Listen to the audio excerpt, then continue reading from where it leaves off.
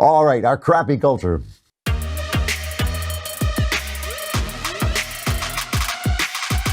So speaking of really crappy things, I mean, here's a crappy thing. There have been two recent celebrity suicides. And as I said before, I don't get sentimental about celebrities. And these happen to be two celebrities I had no emotional connection to at all. Kate Spade was the designer of purses mostly, and I knew her because whenever my wife would ask for a purse, I knew that was the first one I should look up because she liked her purses and all that. Anthony Bourdain, you have to be a food guy. I wasn't a food guy, but I have friends who just loved him, really smart friends who just thought his show was absolutely delightful and that his attitude was really delightful. And so here are two people who have contributed to the culture. Both of them had young children, I think one a 13-year-old daughter, one 11-year-old daughter, and they killed themselves.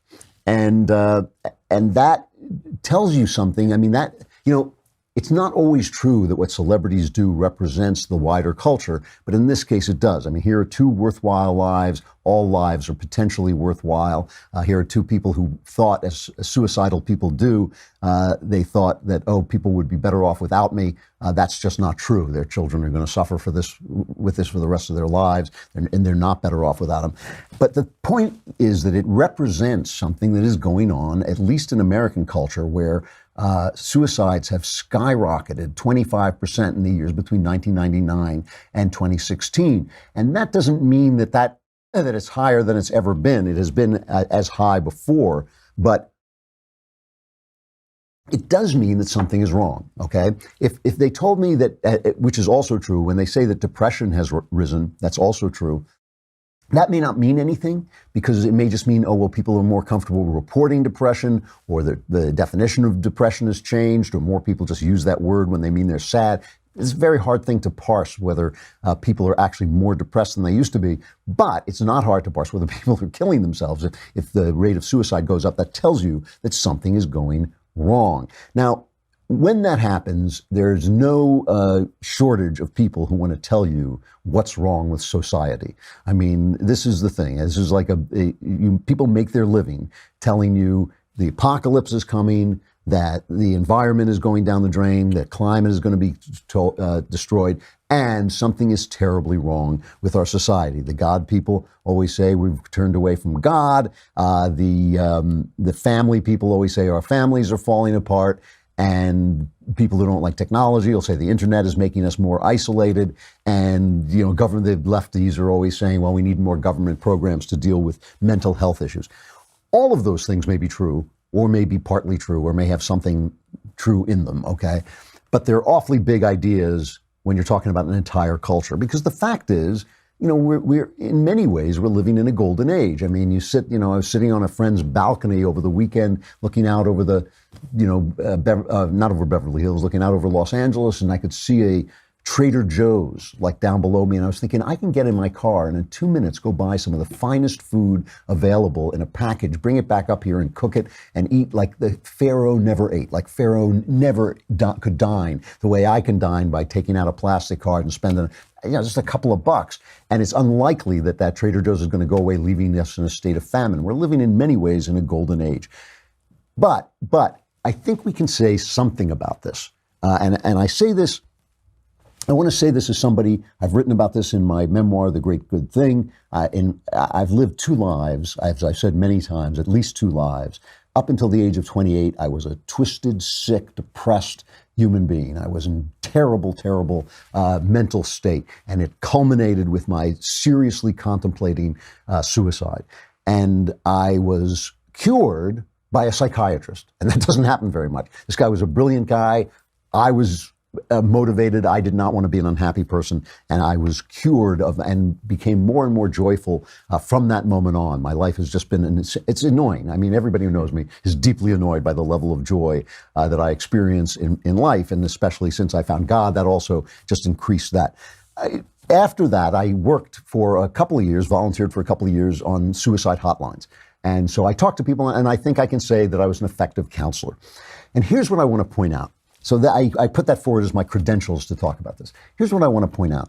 At the same time that our suicide rate has been climbing, the use of antidepressants has also been skyrocketing. It is up 65%, the use of antidepressants between 1999 and 2014. Now, antidepressants were really just becoming worthwhile around that time. So, that may be overstated, but still, at the same time, the use of antidepressants was going up, the rate of suicide was going up. Here's what I'm not saying. Whenever you talk about this, you have to tell people what you're not saying because people hear what they want to hear. I'm not saying that these drugs are useless. I'm not saying they never helped anybody. I'm not saying they can't be carefully used and bring people out of their depression, help them get therapy. What I am saying is it seems to me that we have evidence that they are being vastly overprescribed. And when they are prescribed, they're not being prescribed in tandem with the human interventions that actually are what solves depression. Because here is my observation, having been depressed and having been cured, it is love that cures you. It is love that cures you. My psychiatrist was a brilliant man. He had a lot of brilliant ideas. He had great therapeutic technique. But when I looked back over it, after I got out, and I looked back on it, I realized I didn't agree with a lot of his ideas.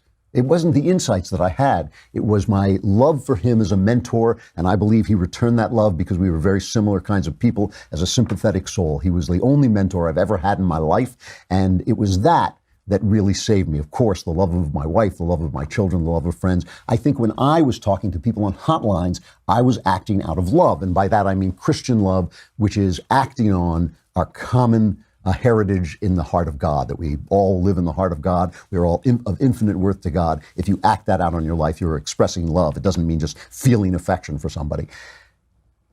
The problem with these drugs is that they represent a strain of scientific thinking that we are chemistry sets that can be adjusted to taste and not spirits.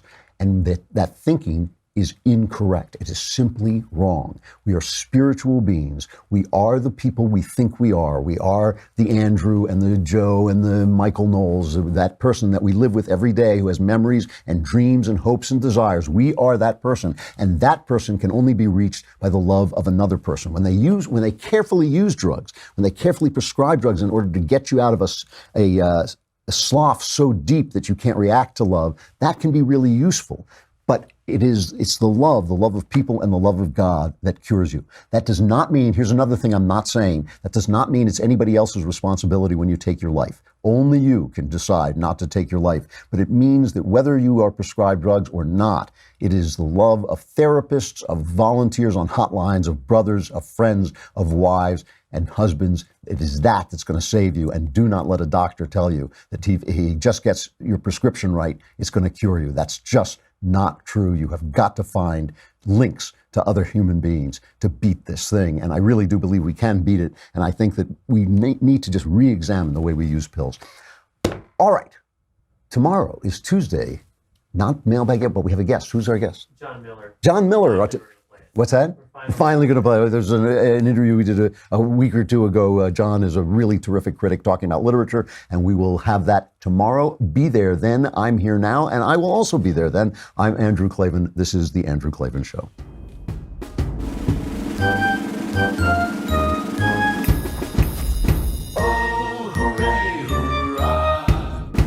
The Andrew Klavan Show is produced by Robert Sterling. Executive producer, Jeremy Boring. Senior producer, Jonathan Hay. Our supervising producer is Mathis Glover. And our technical producer is Austin Stevens. Edited by Emily Jai. Audio is mixed by Mike Cormina. Hair and makeup is by Jesua Alvera. The Andrew Klavan Show is a Daily Wire Forward Publishing production. Copyright Forward Publishing 2018.